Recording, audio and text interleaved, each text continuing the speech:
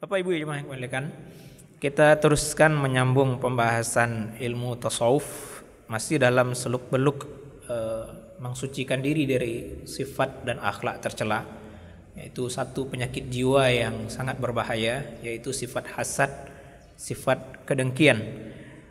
Di pertemuan sebelumnya, di luar jeda pertemuan lalu, kita sudah membahas bahwasanya ada setidaknya 6 faktor yang disimpulkan oleh Imam Ghazali sebagai penyebab adanya penyakit hasad atau dengki ini. Dan juga sudah kita sampaikan di pertemuan terdahulu bahwasanya penyakit hasad ini mirip kita dekatkan dengan penyakit secara medis.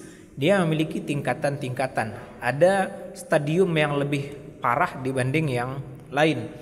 Dan demikian juga sebagian besar dari penyebab sifat hasad itu juga sebenarnya adalah penyakit hati yang lain. Maka di sini kita sama memahami secara medis bahwasanya ada penyakit yang menjadikan komplikasi atau memperparah penyakit yang lain. Jadi mungkin saja ada orang kena satu penyakit ini menjadikan kambuh dan tambah parah penyakit yang lain. Kita sudah bahas secara pengantar di pertemuan sebelumnya bahwasanya salah satu penyakit yang menjadikan tumbuhnya hasad adalah sifat al-adawah wal baghdha, sifat permusuhan dan kebencian. Dan ini dianggap adalah penyakit yang paling besar menimbulkan sifat hasad. Maka di sini Imam Ghazali memakai bahasa yang sangat ringkas dan mungkin kita ambilkan nanti beberapa contoh di kehidupan kita. Fa inna man adzahu syakhsun bisababi minal asbab wa khalafahu fi ghardin biwajhin minal wujuh abghadahu qalbuhu wa ghadiba alaihi wa rasakha fi nafsihi al-hiqdu.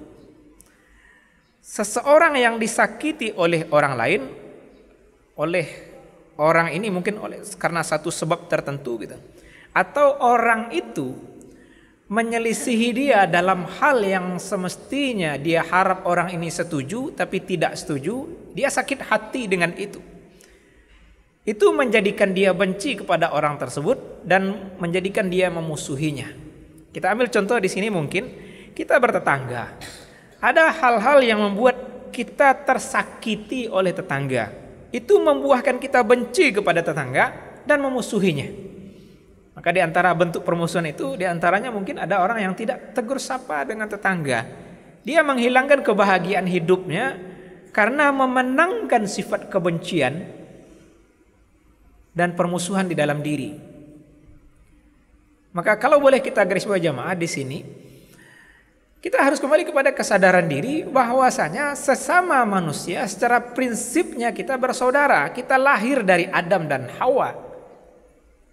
Tidak cocok sesama saudara saling memusuhi.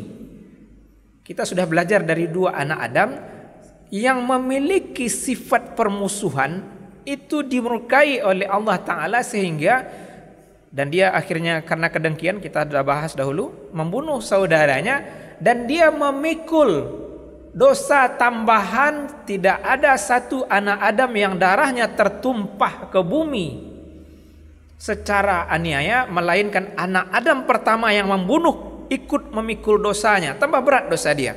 Kenapa? Karena dia yang mencontohkan sunnah keburukan ini. Orang tidak akan berani membunuh tanpa ada contoh, tapi dia ladoh guru dan mencontohan membunuh, orang jadi berani. Sebaliknya saudaranya tidak punya sifat itu, dia rela dibunuh oleh saudaranya dengan harapan dosa dia akan dipikul oleh saudaranya. Dan ini sudah dijelas oleh Nabi SAW dalam hadis orang yang muflis atau bangkrut. Al-muflisu min ummati may ya'ti yaumal qiyamah bi salatin wa zakatin wa siyam wa ya'ti wa qad syatama hadha wa qadhafa hadha wa daraba hadha wa safaka dama hadha. Orang yang bangkrut adalah yang datang pada hari kiamat membawa pahala salat, zakat dan puasa, tapi juga dosa syatam, caci maki, dosa qazaf, menuduh orang berzina tanpa bukti, dosa mengambil harta secara jalan haram, dosa memukuli, dosa menumpahkan darah, menjadikan dia bangkrut di akhirat. Maka ayat dalam surah Al-Maidah itu cukup jadi pelajaran bagi kita. Maka jemaah semua, Kalau misalnya kita benci ke tetangga karena dia menyakiti kita, yang paling lurus dalam tasawuf adalah carikan kata maaf untuk dia. Cari sebab dalam hati kita untuk memaafkannya. Oh, mungkin dia tidak bermaksud menyakiti kita, tapi karena dia tidak bagus memilih bahasa misalnya, dia ditunggangi lisannya oleh syaitan sehingga yang keluar itu bahasa syaitan. Sakit hati kita mendengar bahasanya, padahal dia tidak niat mungkin menyakiti kita. Maka ketika kita belajar memberi maaf, kebahagiaan di dada ini lebih hebat. Kenapa? Karena sifat maaf adalah sifat ketuhanan. Maka memang di tasawuf juga kita berusaha untuk berakhlak dengan sifat-sifat ketuhanan. Allah adalah Al-Afu, sangat pemaaf. Maka Allah mencintai orang yang pemaaf. Kita dapatkan itu dari sabda yang mulia Muhammad SAW dalam doa Lailatul Qadar. Allahumma innaka afuwun tuhibbul afwa fa'fu anni. Wahai Allah, Engkau adalah zat yang maha pemaaf. Engkau mencintai sifat maaf, karena itu maafkan aku. Maka Allah mencintai hambanya yang juga pemaaf. Jadi sekali lagi, kita harus mengalahkan sifat kebencian dan permusuhan itu. Maka kalaupun akan ada kita membenci dan memusuhi, syaratnya harus lillah. Hadis ini sudah cukup sering kita bahas di pertemuan-pertemuan sebelumnya. Hadis ini masyhur, saya tidak menghafal periwayat, saya hanya menghafal teksnya. Man ahabba lillah, wa abghadha lillah, wa a'ta lillah, wa mana'a lillah, faqad istakmalal iman. Siapa yang mencintai karena Allah, membenci juga karena Allah, memberi karena Allah, menghalangi atau tidak memberi juga karena Allah, orang itu sudah sempurna imannya. Dia tidak lagi punya bagian jatah dirinya, semuanya untuk Allah. Kalau dia mencinta karena Allah, kalau dia membenci karena Allah. Maka hari ini penindasan Israel, Yahudi terhadap Muslim Palestina harus kita dasarkan kebencian kita karena Allah Ta'ala. Kita benci sifat aniaya. Maka jamaah semua, tanpa mengait kebencian dan permusuhan karena Allah Ta'ala, itu semua titik penyakit yang sangat mengerikan yang menumbuhkan kedengkian, dan itu hal yang sangat buruk sekali. Wal hiqdu yaqtadi at-tashaffi wal intiqam. Sifat kebencian dan kedengkian menuntut penyembuhan dan pembalasan. Jadi hati sakit kau minta dicegaan, apa cara mencegaannya? Pembalasan. Fa in ajaza al-mughidu an ayyatashaffa bi nafsihi ahabba ayyatashaffa minhu az-zaman. Ini hal yang sangat dalam dari bahasa Imam Ghazali. Dan kami pribadi pernah merasakan penyakit seperti ini. Semoga Bapak Ibu jamaah semua, dengan kita punya ruang waktu begini, kita punya waktu untuk riyadhah, untuk latihan, untuk olahraga batin, kalau boleh kita bahasakan demikian. Memperbaiki keadaan di dalam ini. Kalau orang yang benci ini lemah untuk bisa menyembuhkan kembali rasa sakitnya itu, lemah dia untuk bisa membalas, maka dia senang agar waktulah yang menyembuhkannya. Dia berharap mungkin di masa depan orang yang dia sakiti itu menerima pembalasan, sehingga di sinan baru cegak sakit hatinya. Itu hal yang sangat mengerikan. Maka kita sudah jelaskan di awal tadi, penyembuhannya adalah carikan kata maaf untuk saudara kita. Itu orang yang qalbun salim.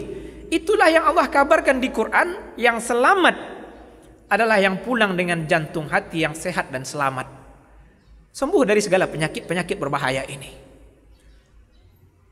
Maka kita sudah bahas di pertemuan awal masalah sifat hasad dan dengki.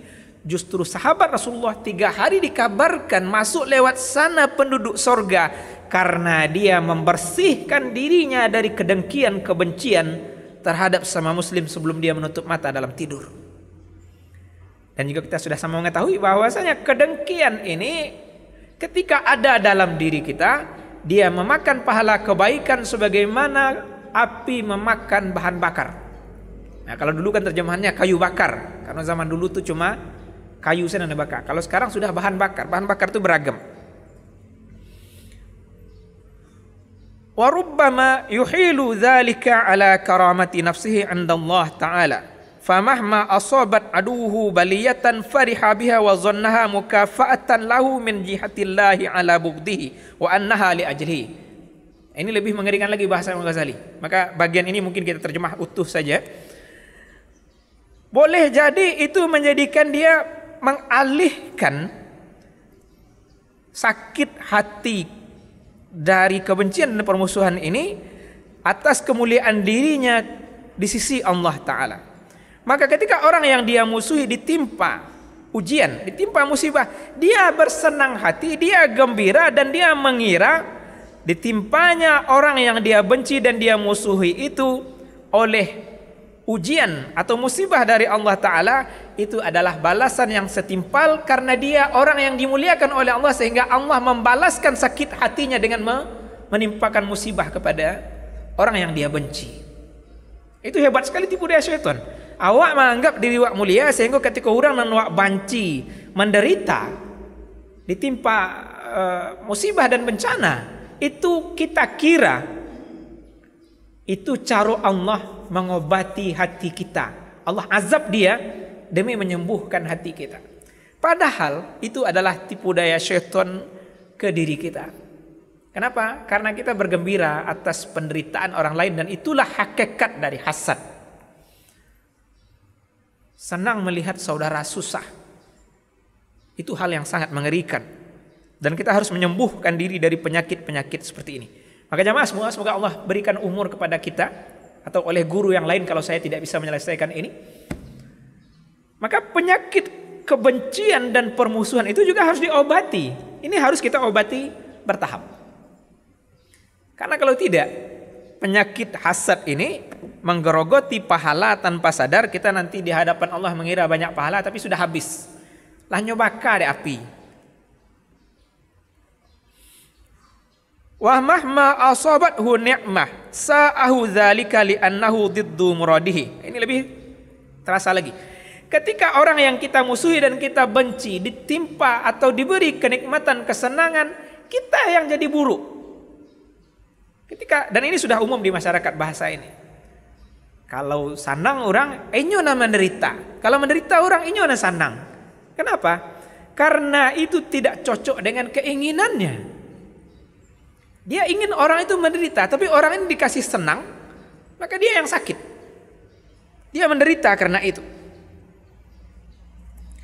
Wa rubbama yakhturu lahu annahu la manzilata lahu 'inda Allah haitsu lam yantaqim lahu min aduwwihi alladhi adahu bi an'ama alaihi. Nah, ini sekali lagi diajak kita membawa Tuhan, sama kayak tadi. Hadir dalam pikirannya bahwasanya dia tidak punya kedudukan di sisi Allah Ta'ala. Dia sudah dipandang remeh oleh Tuhan, sehingga Allah justru memberi nikmat orang yang dia benci dan dia musuhi. Padahal itu semua tidak ada hubungannya. Kedudukan kita di hadapan Allah terkait dengan bagaimana kita mendekat kepadanya. Maka jangan sampai jamaah, kebencian kita dalam satu kasus kepada orang lain membuat rusak yang lain-lain ini. Itu harus sangat kita jaga.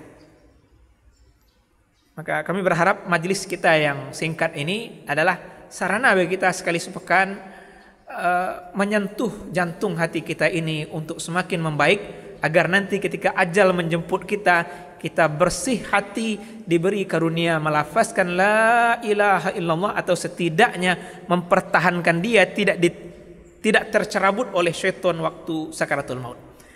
Kami cukupkan dengan waktu supaya ini tidak membosankan. Subhanakallahumma bihamdika nasyhadu an la ilaha illa anta nastaghfiruka wa natubu ilaik. Amin ya rabbal alamin. Wassalamualaikum warahmatullahi wabarakatuh.